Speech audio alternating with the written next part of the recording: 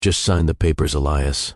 Honestly, you should be thanking me for leaving you with the car. It's more than you actually contributed to this life. Elena's voice didn't waver. It was as cold and polished as the marble floors of the mediation suite.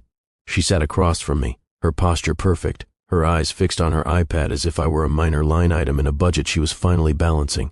Beside her, her attorney, Marcus, leaned back with a smug, predatory grin. He pushed the final settlement documents toward me, the gold nib of a fountain pen glinting in the harsh office light. "It's a generous offer," Marcus added, his tone dripping with fake empathy. "You keep the 2018 Honda, your personal effects, and a small cash payout. Elena keeps the holding company, the penthouse, and the primary investment accounts. We can have this signed and filed before lunch. You can finally go back to whatever it is you do when no one is watching." I sat there, alone. I hadn't hired a lawyer. To them, I looked like a man who had already given up. My collar was slightly frayed, my eyes were rimmed with red, and I held a single battered manila folder like a shield. I was the image of the defeated husband, the man who had been outclassed and outmaneuvered. Elena sighed, a sharp, impatient sound. "Don't make this harder than it needs to be, Elias. You were always better at being the support act. You don't have the resources to fight me, and we both know you don't have the spine for it." The mediator looked between us, his hand hovering over the official stamp. He was ready to end this, but before he could press down, I reached into my folder. I didn't say a word. I just slid a single yellow sticky note across the mahogany table. I didn't send it to Elena, I sent it to Marcus. I watched Marcus's face. That's the moment I'll remember when I'm 90. At this point in the story, do you believe Elias walks away broken? Or do you think there's something Elena hasn't seen yet? Leave your prediction in the comments. And if you enjoy stories where patience beats arrogance, subscribe. The ending will be worth it. He picked up the note with 2 fingers, expecting a plea for more money. Instead, he saw a string of 12 digits and a specific offshore routing code, a code that shouldn't have existed. His smile didn't just fade, it evaporated. He leaned in, his eyes widening as he realized exactly what those numbers represented. He looked at me, then at the folder, then back at the note. His face turned a shade of gray that matched the corporate carpet. "Wait," Marcus whispered, his voice cracking. "Judge, we need a recess." Immediately, Elena's brow furrowed. "What?" "Marcus, it's a standard asset split. What are you doing? Let's finish this now." The judge paused, his hand frozen in midair. He saw the genuine cold terror in the lawyer's eyes. I didn't move. I didn't smile. I just leaned back in the leather chair and closed my eyes, letting the silence of the room settle over us like a shroud. Elena froze. She saw her lawyer's hand trembling, and for the first time in 15 years, she realized she no longer controlled the air in the room. She looked at me, her mouth opening to demand an explanation. But the man she thought she had discarded was already gone. But to understand how we got here, how I became the man they all pitied, I need to go back. My name is Elias Thorne. I'm 42 years old. For 12 of those years, I was one half of the power couple. That's what the local magazines called us. Elena and her shadow. To the world, I was the lucky guy who married up, the quiet accountant who managed to land the CEO of a rising tech consultancy. I didn't mind the shadow. In fact, I helped build the light that cast it. I was the one who stayed up until 3 a.m. fixing the spreadsheet she couldn't understand. I was the one who ghost wrote her speeches and managed the logistics of her empire while she took the stage. But when the light goes out, the shadow is the first thing people forget ever existed. I remember standing in the grocery store 6 months ago, just after the news of our trial separation became public knowledge. I was reaching for a carton of milk when I saw an old friend, Sarah, in the aisle. "Oh, Elias!" She said, her voice dropping into that high-pitched tone people use at funerals. I heard. I'm so sorry. It's just such a shock." "Thanks, Sarah," I said, trying to keep my voice steady. "It's been a transition, but I'm managing." Sarah interrupted me, her eyes brimming with a pity that felt like a physical weight. "We all saw Elena's post on LinkedIn about the new chapter and trimming the dead weight. It's tough. Do you have a place to stay? My brother is looking for a live-in super for his building. It's not much, but it's a roof, dead weight." That was the narrative Elena had crafted. In the eyes of our social circle, I wasn't just a divorcee. I was a failure, a man who had been carried by a successful woman for a decade and was now being dropped back into the gutter. Isolation was the loudest part. My phone stopped ringing almost overnight. Our friends were actually her business assets. In a liquidation, assets follow the owner. I watched my life get erased in real time. My own sister called me once a week, her voice dripping with unbearable sympathy. "You can always move back into the basement, Elias. No one expects you to thrive right now. Just take it easy. Spent my evenings in a small one-bedroom apartment on the edge of town. The walls were bare. One lamp, one laptop. I'd eat a microwave meal over the sink, staring at the wall, while the sounds of the city moved on without me. At night, I walked past a high-end restaurant where we used to have a permanent reservation. Through the glass, I saw Elena. She was at a large table, surrounded by people who used to toast to my health. They were laughing. She looked radiant, younger, unshackled. She was telling a story, her hands moving gracefully, and the table hung on her every word. They looked at me and saw a man who was finished, a man who had lost his home, his status, and his pride. I let them. I leaned into the role. I wore the same tired suit to every meeting. I kept my head down. I played the part of the fallen man perfectly. Because the thing about being at the bottom, no one looks down to see what you're doing with your hands. They never suspected that while they were mourning my life, I was busy dismantling hers. Living with Elena wasn't just a marriage. It was an unpaid internship in the service of a goddess. For 12 years, my day began at 5 a.m., not because I had a passion for early mornings, but because Elena needed the daily brief. That's what she called the curated list of industry news, competitor stock prices, and weather reports I'd leave on her nightstand alongside a perfectly brewed pour-over coffee. She would wake up, scan my work, and never once look at me. "The coffee's a degree too cold, Elias," she'd say, her eyes already fixed on the screen. "And make sure the dry cleaner has my suit ready by 10. I have the board meeting." I was the invisible infrastructure of her success. I handled the taxes she ignored, the household staff she alienated, and the complex financial filing for her consultancy, Thorne and Associates, a name that included me in print but never in practice. While she was the face of the company, the visionary who spoke at conferences about female empowerment and leadership, I was the one in the back room. I was the one who spent 18-hour days reconciling accounts and finding the tax loopholes that kept her lifestyle afloat. At dinner parties, the dynamic was even more pronounced. Elena would hold court, her voice commanding the room as she described her latest solo breakthrough. I realized the market was shifting. She'd tell a circle of nodding executives, so I pivoted. I rebalanced the entire portfolio in a weekend. It was grueling, but leadership requires sacrifice. I'd be sitting at the end of the table, usually next to a spouse who was also being ignored. I knew for a fact she hadn't looked at the portfolio in 6 months. I was the one who had stayed up for 72 hours straight during the third quarter crunch to prevent a total collapse, but I'd just sip my wine and nod. When someone would finally ask, "And what do you do, Elias?" Elena would usually answer for me before I could open my mouth. "Elias keeps the home fires burning," she'd say with a patronizing pat on my hand. "He's my rock. Every CEO needs someone to handle the little things." The little things included her entire existence, but the more I did, the more she resented me for it. It's a strange psychological quirk. When you do everything for someone, they don't feel grateful. They feel entitled. They begin to see you as a utility, like electricity or running water. You're only noticed when you stop working. The shift happened gradually, then all at once. The betrayal reveal didn't happen in a heated argument or a moment of passion. It happened on a Tuesday evening, over a plate of cold pasta I'd kept warm for her. Elena walked into the penthouse, her heels clicking like a countdown on the hardwood. She didn't drop her keys. She didn't take off her coat. She just stood in the archway of the dining room and looked at me, not with anger, but with a terrifying clinical indifference. "I want a divorce," she said. "No preamble. No, we need to talk." I felt the air leave my lungs, a physical blow to the chest.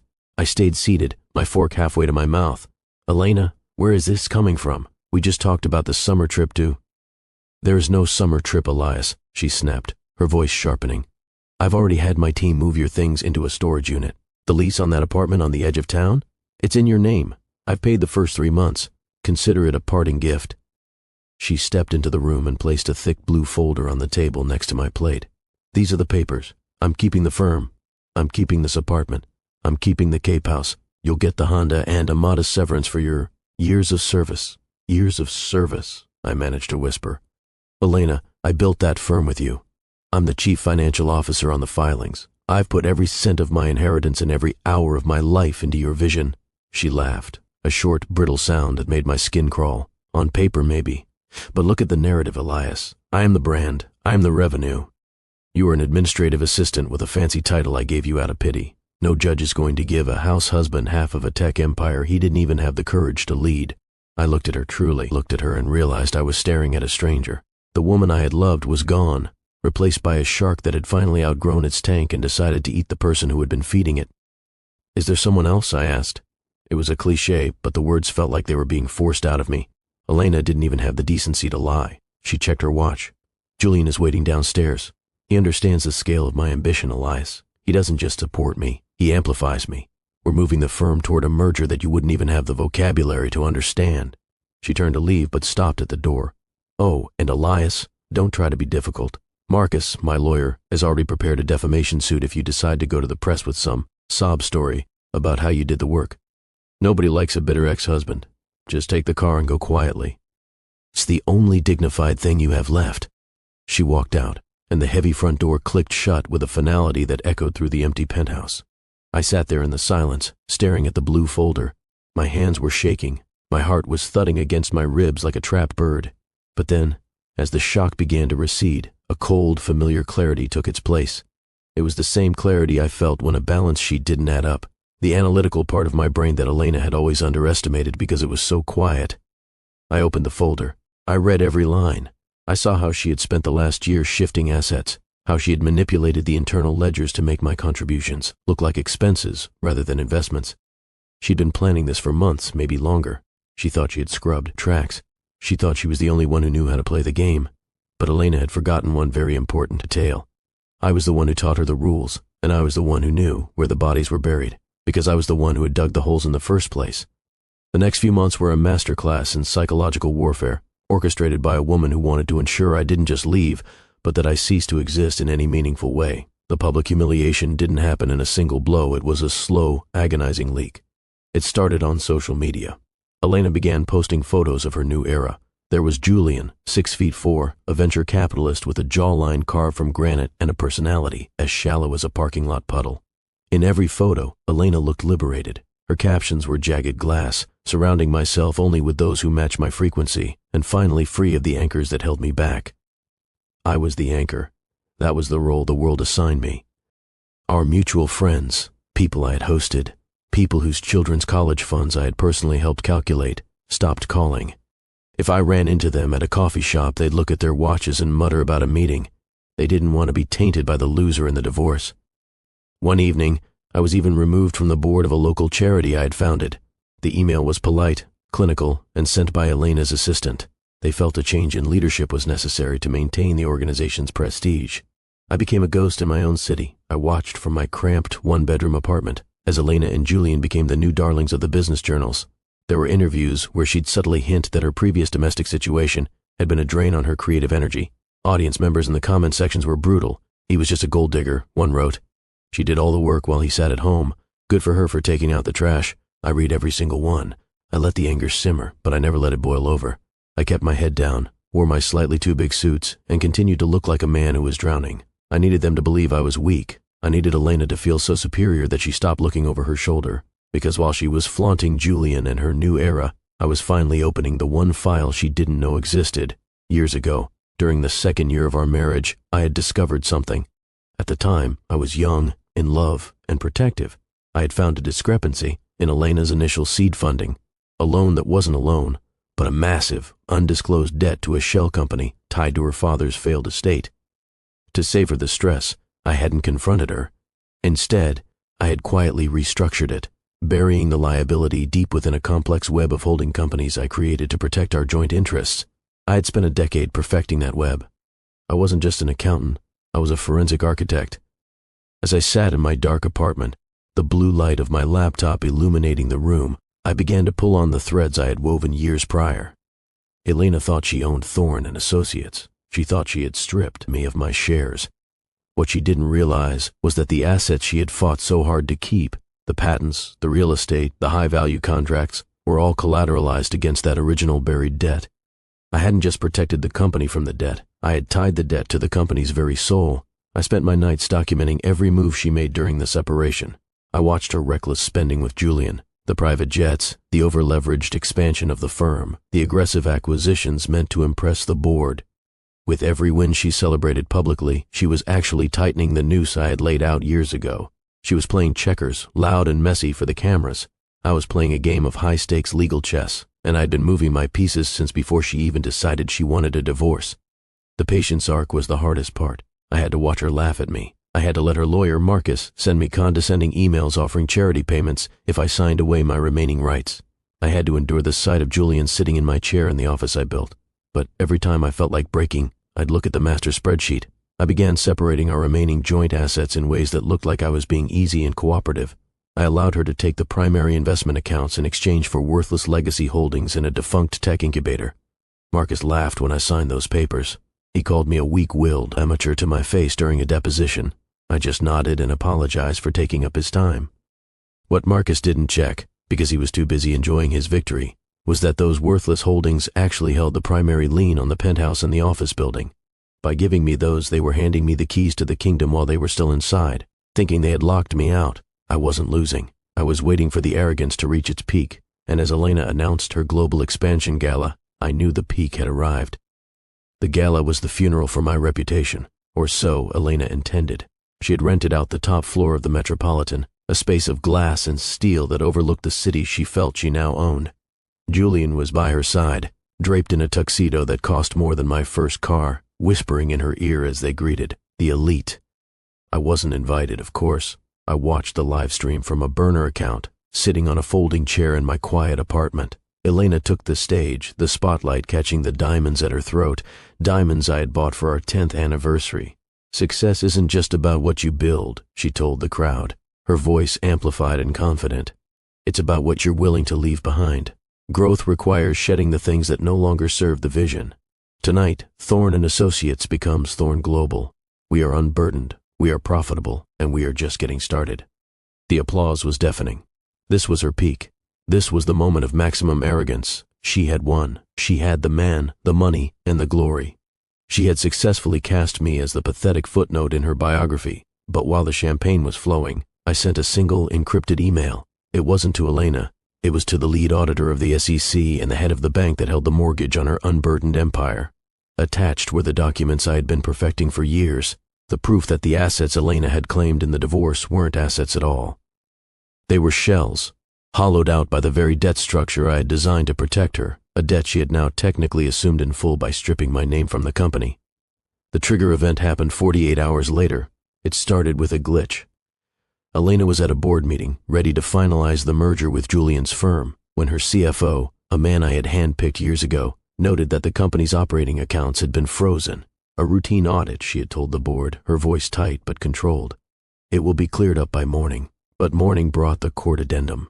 I walked into the law offices of Marcus and Associates at 10 a.m. I wasn't wearing the frayed suit anymore. I was wearing a charcoal wool blend, tailored and sharp. I didn't look tired. I looked rested. Elena was already there, pacing the conference room, her phone pressed to her ear. When she saw me, her eyes flashed with a mix of confusion and pure, unadulterated venom. "Elias? What are you doing here?" she spat. "This is a private legal matter. Get out before I have security throw you out." "I'm here for the addendum, Elena," I said, my voice calm, almost bored. "The one Marcus signed last week. The worthless legacy holdings. We need to discuss the valuation." Marcus walked in, his face pale, holding a thick stack of papers. He didn't look at Elena. He looked at me with a bewildered sort of respect, the kind of soldier gives the landmine that just took his leg. "Elena," Marcus said, his voice trembling, "we have a problem, a massive problem." "What problem?" she screamed. "The merger is in 4 hours." "There is no merger," Marcus whispered. "The holding company you took in the settlement, the one you insisted on owning 100% of, it doesn't own the patents. It owns the liabilities for the patents. The actual ownership stayed with the shell company Elias just took control of." Elena froze. The silence in the room was heavy, suffocating. "What are you saying?" she asked, her voice small. "I'm saying," I stepped forward, leaning over the mahogany table, "that on paper, you own a global empire, but in reality, you own about $400 million in debt that is personally guaranteed by your remaining assets. The penthouse, the accounts, the cars. They aren't yours anymore, Elena. They belong to the creditors. And I happen to be the lead consultant for the firm that just bought that debt." The look on her face wasn't just shock. It was the sound of a world breaking. The power couple was officially dead. And for the first time in my life, I wasn't the shadow. I was the sun, and she was the one starting to burn. The atmosphere in the courtroom for the final hearing was different from the mediation. The air felt heavy, charged with the ozone of a coming storm. Elena sat at the petitioner's table, but the radiance she'd worn at the gala had curdled. Her hair was perfect, but her skin looked sallow, her eyes darting toward the gallery where a few journalists, tipped off by an anonymous source, sat with pens poised. Marcus, her lawyer, wasn't smiling anymore. He looked like a man trying to plug a burst dam with his thumbs. The judge cleared his throat, adjusting his glasses as he looked over the supplemental filings.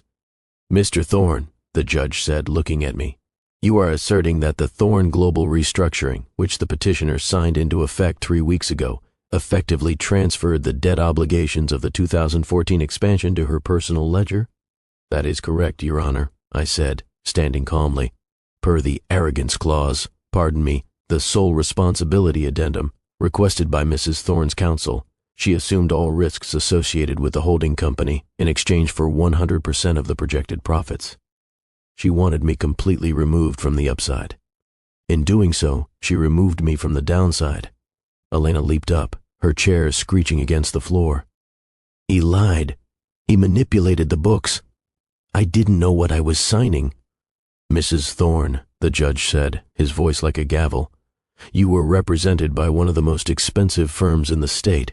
You signed these documents in front of a notary. You even filmed a video for your investors bragging about trimming the fat and taking full control." I watched her face as the reality settled in. It wasn't a sudden explosion, it was a slow, agonizing collapse. She looked at Julian, who was sitting in the back row. He didn't look back. He was staring at his phone, likely already texting his legal team to see how to distance his venture capital firm from the radioactive crater Elena's life had become. The judge looked back at the papers. Based on the cross-collateralization, the court finds that the primary residence, the corporate headquarters, and the offshore accounts, listed in Schedule C, are to be liquidated to satisfy the creditors. Since Mr. Thorne's new entity, Phoenix Holdings, is the primary debt holder, the ownership of these assets will be transferred to him effectively immediately. Elena sank into her chair. She looked small. For the first time in my life, she looked like the shadow. "One more thing, Your Honor," I said, my voice quiet but carrying to every corner of the room. The judge leaned forward. "Yes, Mr. Thorne?" I looked directly at Elena. She was shaking, her eyes brimming with a mix of fury and terror. I didn't feel the surge of joy I thought I would. I just felt finished. "I'd like to offer the petitioner a grace period," I said. 48 hours to vacate the penthouse, and she can keep the Honda. I know how much she values, the things that serve the vision." The room was silent, no gloating, no shouting, just the cold, clinical precision of a man who had accounted for every cent of his soul. The aftermath was swifter than the rise.